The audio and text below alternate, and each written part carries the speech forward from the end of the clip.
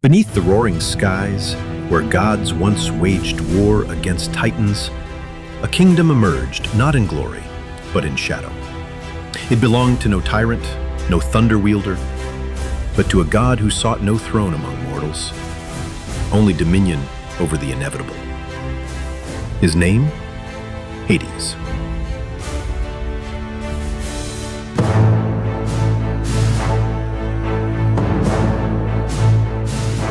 Hades, the eldest of the three Olympian brothers, stood alongside Zeus and Poseidon after the fall of their father, Cronus.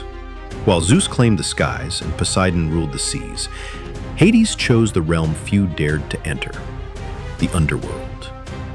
Not cast out, not defeated, he chose it, and from that silent kingdom, he watched. This was no exile. This was a reign. The Underworld, sometimes simply called Hades, like its ruler, is a mysterious domain hidden deep beneath the earth, surrounded by 5 rivers, each more terrifying than the last. Acheron, river of woe; Cocytus, river of lamentation; Phlegethon, river of fire; Lethe, river of forgetfulness; and Styx, the river of unbreakable oaths.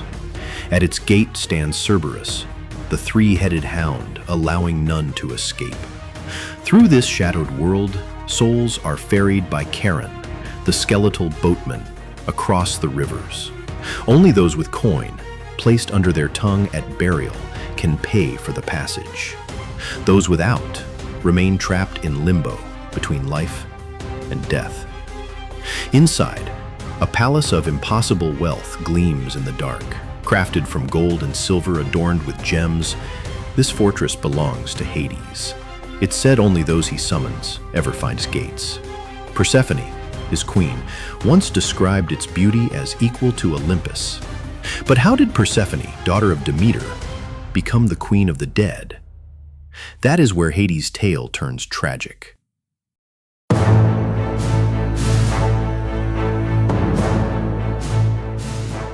Lonely in his kingdom of silence, Hades abducted Persephone. It wasn't lust, but longing for companionship, for a partner to rule beside him.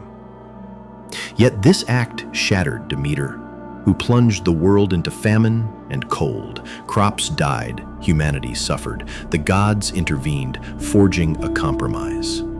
Persephone would spend half the year with Hades, half with her mother. Thus were born the seasons, winter for her absence, spring for her return. Still, Hades was not the god of death. That role belonged to Thanatos. Nor was Hades evil, as myths often claim. In fact, he ruled with justice. He never broke his own laws. The souls of the dead were judged not by him, but by 3 ancient kings, Minos, Rhadamanthus, and Aeacus. The virtuous were sent to Elysium, the wicked to eternal torment. Hades was a god of rules, of structure, of consequence.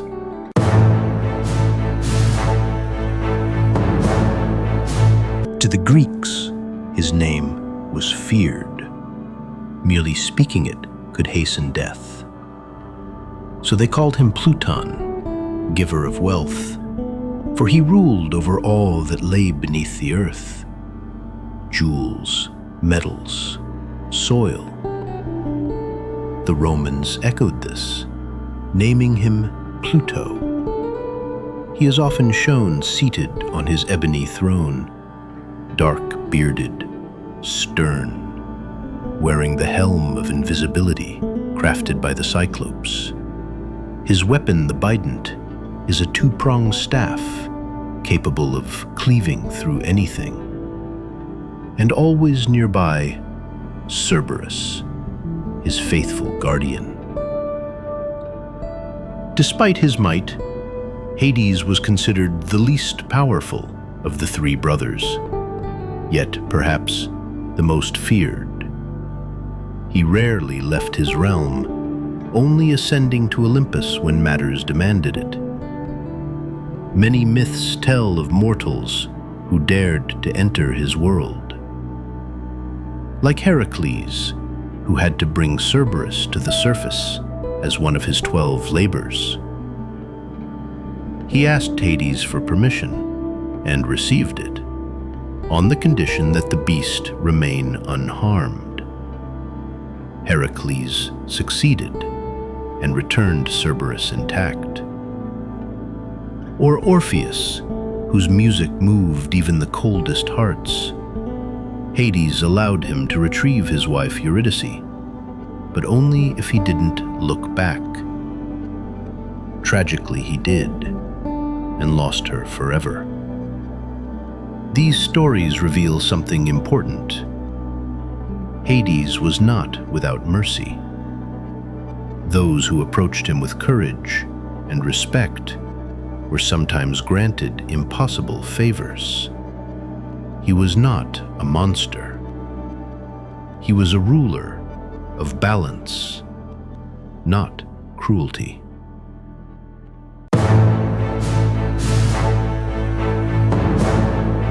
Modern tales often paint Hades as a villain, horned, burning, demonic.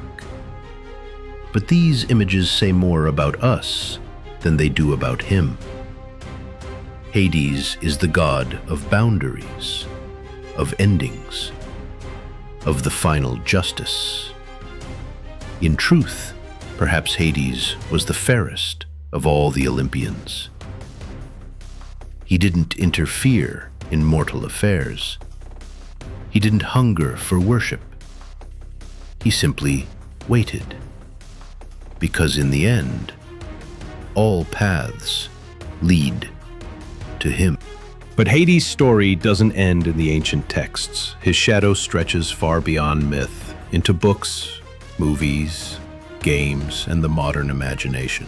And here, the image begins to shift. In today's pop culture, Hades is often cast not as a just ruler, but as a villain. Dark, sinister, power-hungry. But how did we go from the silent king of order to a fire-haired caricature of evil? Let's take a look. Perhaps the most famous modern version is from Disney's Hercules, 1997. This Hades is witty, fast-talking, and explosive, literally. He's voiced with manic energy and portrayed as a schemer trying to overthrow Zeus. It's entertaining, no doubt, but it's also wildly inaccurate.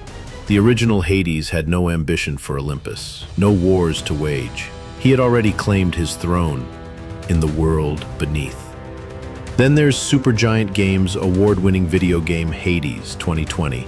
In this version, we play as Zagreus, the rebellious son of Hades, trying to escape the Underworld. This Hades is stern, cold, but not evil. He upholds his duties with discipline. He punishes without cruelty. He respects the laws of death. This portrayal, though fictional, captures something closer to the heart of the myth. A ruler who guards balance, not chaos.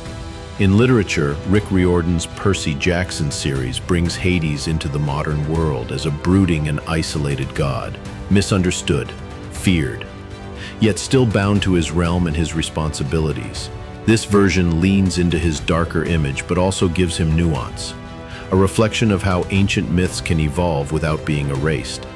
Hollywood blockbusters like Clash of the Titans or games like God of War often take more creative liberty, transforming Hades into a horned demon, a monster of the underworld. But these fiery portrayals say more about our own fears of death than about the god himself. They borrow from Christian imagery of hell, not Greek myth. Because truthfully, Hades was never evil. He was feared, but fair. So why does modern media villainize him? Because we tend to simplify heaven versus hell, light versus dark. We crave heroes and monsters, but Hades defies that binary. He doesn't punish unjustly. He doesn't interfere. He doesn't rage against fate. He waits, he watches, he holds the gate. In recent years, we've seen a slow return to the more complex Hades, the ruler of consequence, not cruelty. As stories evolve, so does our understanding. So, who is Hades? Really? A tyrant? A shadow? Or a god of balance, standing where all journeys end? Let us know what you think in the comments, and if you enjoyed this journey through shadow and story, give it a like and subscribe to Timeless Lore, where ancient myths find new life. Until next time, remember, even in modern times, the silence still has a king.